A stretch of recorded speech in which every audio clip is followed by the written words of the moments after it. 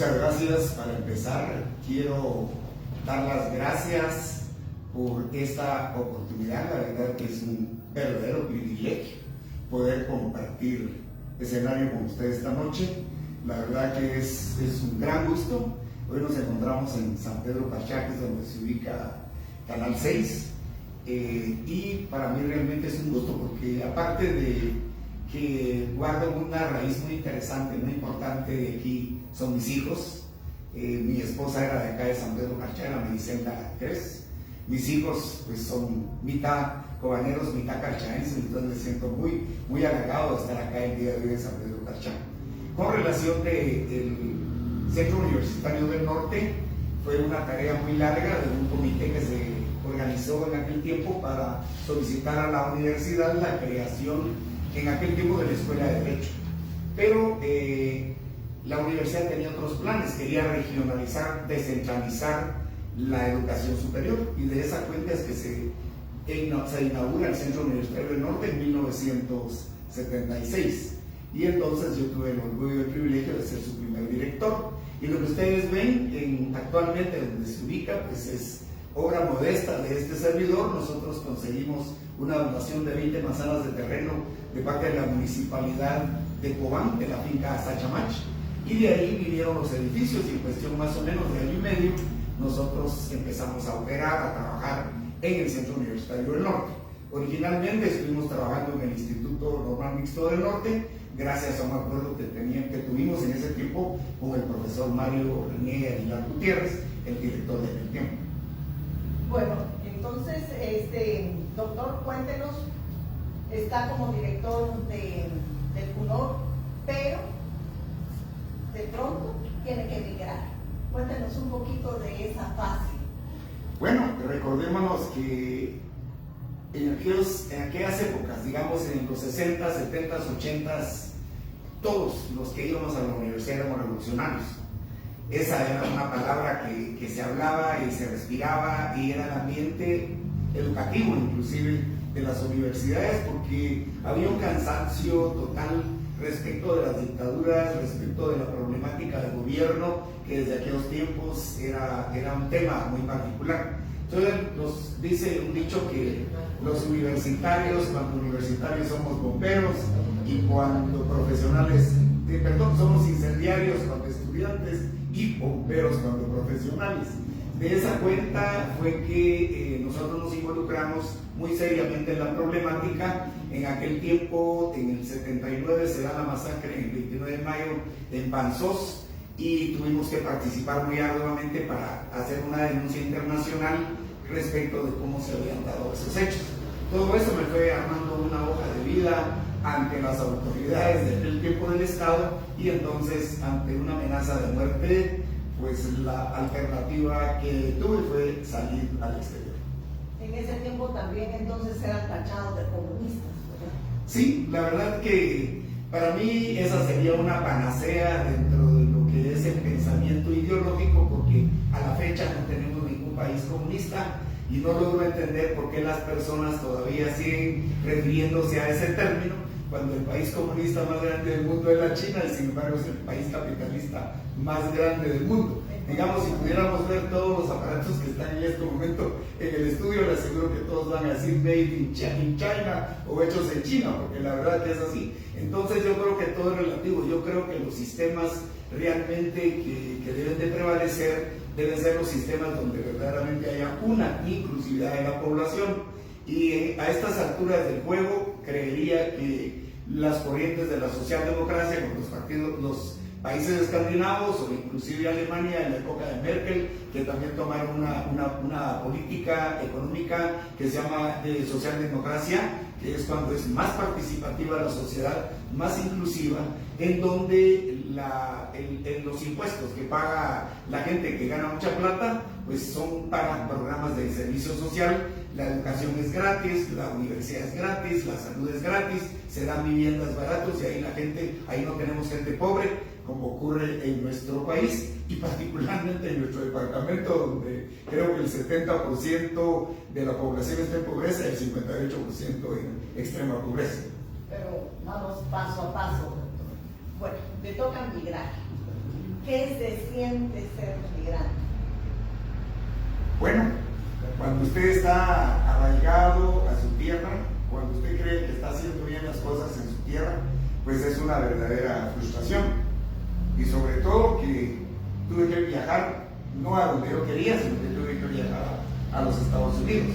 Ahí me enfrenté realmente con un concepto de discriminación, un concepto de falta de oportunidades, y en donde el maltrato que se da y la xenofobia que existe en los Estados Unidos respecto de los latinoamericanos es grande.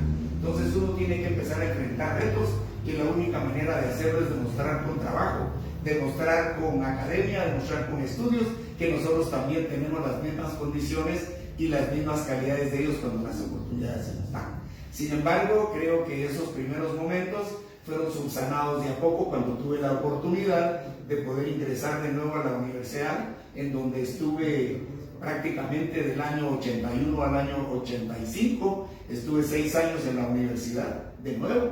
Tuve que revalidar mi título y tuve que también pensar en hacer una especialidad, y gracias a ella pues laboré 30 años en los Estados Unidos.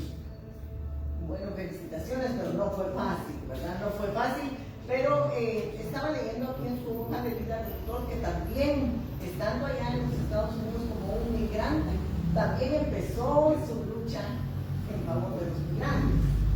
Lamentablemente, cuando usted va a los estratos más difíciles del trabajo, principalmente el agro norteamericano, la agricultura en los Estados Unidos, es casi como que usted tuviera colonatos en una réplica acá en el país, en el tema de la construcción, en el tema de restaurantes, hotelería, que eso es lo que más trabajan nuestros conterráneos y nuestros connacionales. Entonces nosotros empezamos a ver esas necesidades, y de ahí ocurre la organización de una asociación de guatemaltecos que lleva todavía el nombre de Asociación Guatemalteca Americana, que nos dedicamos a ver la problemática migratoria. Y la problemática migratoria fundamentada en 2 cosas. Número 1, que se dignificara el trabajo de los guatemaltecos y que se respetara sobre todo sus derechos humanos. De ahí comenzamos con las gestiones para la legalización y buscar leyes que pudieran permitirles el que pudieran trabajar y que tuvieran también las prestaciones que no se dan cuando la persona trabaja con indocumentado. Bueno, es interesante toda la labor. Doctor, ha hecho labor acá en Cobán, en Alta Verapaz, y bueno, le tocó migrar y también fue hacer labor allá a los Estados Unidos en beneficio de los guatemaltecos. Eso es muy interesante. Doctor, ¿cuánto tiempo estuvo en Estados Unidos viviendo? Bueno, estuve viviendo 36 años. Me fui en el año 80 y volví en el año 2016. Y no se le olvidó que es Chile, ¿verdad? Bueno, fíjese que es interesante porque lo que ocurre con los idiomas, como usted dijo que también tenía un chip en la cabeza de que siempre decía Canal 7, Canal 7, a nosotros también se nos quedó un chip en inglés, e inclusive cuando a veces estoy hablando en quechí se me cruzan algunas palabras, cuando estoy hablando en quechí se me cruzan unas palabras en inglés. Creo que he ido retomando, y como decimos en quechí, timil chochi suji sainjolón. Entonces vamos de a poco que se está retornando a mi cabeza. La verdad que yo el quechí ni sé ni cuándo lo aprendí. Antaño era muy común que en todas las familias aprendiéramos desde chiquititos, y entonces yo creo que aprendí primero el quechí que el español, porque mi padre trabajaba en fincas de café, y entonces jugando con los niños o hablando con las personas que estaban alrededor, pudimos nosotros tener la oportunidad de aprender el quechí. Bueno, se va por aproximadamente 30 años, ¿verdad, doctor? Bueno, ¿qué hay del Cobán que dejó? ¿Qué hay del Cobán que encontró? Podríamos decir que ha habido crecimiento o desarrollo, porque nosotros aquí en perspectiva queremos hablar sobre el desarrollo, promover el desarrollo, pero antes tenemos que poner los pies sobre la tierra. Y el crecimiento de nuestra ciudad ha sido acelerado. Bueno, usted me dirá su óptica, su perspectiva. A ver, ¿qué dice una persona que se fue 30 años de Cobán y que regresa? ¿Qué dice del Cobán que dejó al Cobán? Bueno, voy a empezar por algo muy importante. Cuando yo me fui, el municipio de Cobán, por ejemplo, tenía 40 aldeas. Y ahora que vuelvo tiene 416. Quiere decir que ha habido un incremento exageradamente geométrico de las poblaciones rurales que tenemos en Cobán. Eso que implica que las necesidades de infraestructura, de salud, de educación, de igual manera aumentan. Entonces yo pensaría que para algunas personas sí ha habido crecimiento económico, principalmente en el tema de la gente que vino a nuestro pueblo viendo al oro verde, que en aquel momento provocó el cardamomo. Sin embargo, las personas que lo producen, que es la gran mayoría, hay más de 200,000 personas involucradas en el tema del cardamomo, definitivamente que esas personas siguen en pobreza y pobreza extrema. ¿Qué implica eso? Que sí ha habido un crecimiento, pero un crecimiento económico en donde se han beneficiado los mismos grupos hegemónicos oligarcas que tenemos en Guatemala. Entonces, y en el tema de desarrollo, pues en desarrollo estamos peor, porque los índices de desarrollo en Guatemala no dan pie, no dan idea de cómo está la población en general. Estamos mal en educación, estamos mal en salud, obviamente no tenemos agua potable o potabilizada, no tenemos vías de acceso, no tenemos igualdad ante la justicia, y todas esas cosas implican que nuestro desarrollo sí deja mucho que desear. Creo que teníamos más desarrollo antes cuando me fui que ahora que vine de vuelta. Eso le iba a preguntar. Si hablamos de las estadísticas, proporcionalmente, en relación a la población del tiempo en el que usted migró, al crecimiento que ha tenido en número la población a la fecha, ¿qué dicen los índices de desarrollo? Los índices de desarrollo son francamente alarmantes, pero alarmantes en general. Digamos, para Alta Verapaz no hay estadísticas muy claras, sino que las estadísticas están más bien asociadas con los índices de desarrollo de Guatemala. Guatemala, por ejemplo, está ubicada de 180 países en el 130, 35. Entonces nos da una idea que estamos muy, muy cerca de la gente que está en pauperización, y la gran mayoría de ellos pues están en el África y algunos en Latinoamérica, como el caso de Haití, porque Bolivia estaba abajo antes, pero ahora Bolivia nos rebasa a nosotros, ¿verdad? Entonces sí creemos que hemos tenido un letargo en cuanto al desarrollo. En ese tiempo se hablaba más de analfabetismo. Creo que ese tema sí lo superamos un poquito, pero... ¿sí? Estimo que sí, porque ahora se habla, pero somos todavía el departamento con más analfabetas. Creo que en este momento la estadística habla de un 30% de analfabetismo en el departamento. Sin embargo, también debemos de hablar de analfabetas en desuso, porque a veces las personas aprendieron a leer y escribir, pero si no están enfrentadas a la lectura, si no están enfrentados a un medio donde puedan seguirse cultivando o teniendo un aprendizaje o un autoaprendizaje, caemos en un analfabetismo en desuso. También es cierto. Pero en ese tiempo también el índice de natalidad era más bajo al actual. ¿O será que había subregistros? Yo pensaría que había subregistros, sin embargo quiero acotar algo muy interesante. Durante mi estadía en estos últimos 6 años, 7 años en el departamento, he recorrido más de 100 aldeas, y entonces en ellas he notado dos cosas esenciales. Donde hay educación, donde hay gente que se ha educado en la aldea, están pensando en programar el número de niños. Generalmente tienen 2 o tienen 3. Donde no hay un proyecto de educación, todas las familias siguen teniendo 7, 8 y 9 hijos. Yo me tomaba siempre el tiempo para concentrar a un grupo de mujeres y platicar y conversar con ellas, y les preguntaba: señora, ¿cuántos años tiene usted? Y me decían: tengo 30. ¿Y cuántos hijos? Tengo 6.